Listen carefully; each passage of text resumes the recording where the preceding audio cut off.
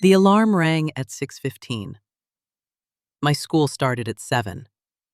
I opened my eyes and immediately panicked. I had overslept. Again.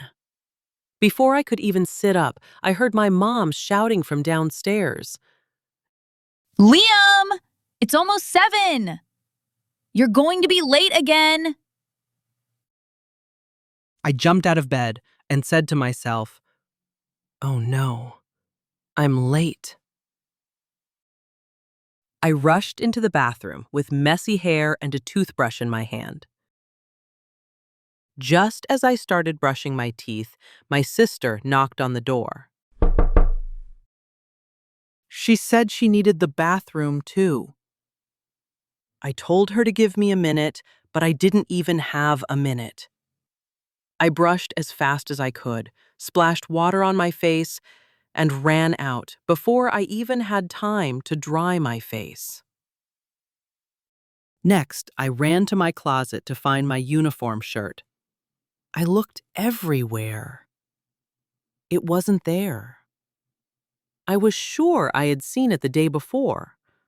From the other room, my mom told me to check the laundry basket. That was when I remembered. I had forgotten to iron my shirt. But then I hit another problem. I couldn't find my socks. I pulled open drawers, threw clothes everywhere, and finally found them. I put everything on in a panic and tied my shoes as fast as possible. When I ran into the kitchen, my mom was making toast, and my sister was calmly eating cereal. I said I didn't have time for breakfast. My mom stopped me and handed me a piece of toast anyway. I grabbed it, thanked her, and ran toward the door while eating. Just before I left, she reminded me to take my lunch.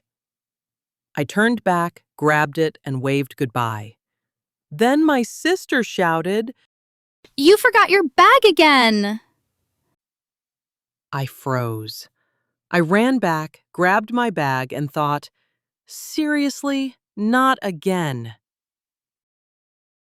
I bolted out the door and ran down the street, with my bag on my back and toast in my hand. I saw the bus. I shouted and waved my arms, begging it to stop. But it was too late.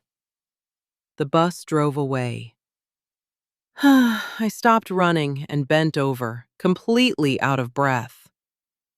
That was when I realized this day was not getting any better. Suddenly, I heard a car honk. I looked up and saw my dad smiling from the driver's seat. He asked if I had missed the bus. I couldn't believe my luck. I jumped into the car and told him he was a lifesaver. He laughed and told me to buckle up. I joked, "Dad, just don't get a speeding ticket." As the car drove off, I finally relaxed.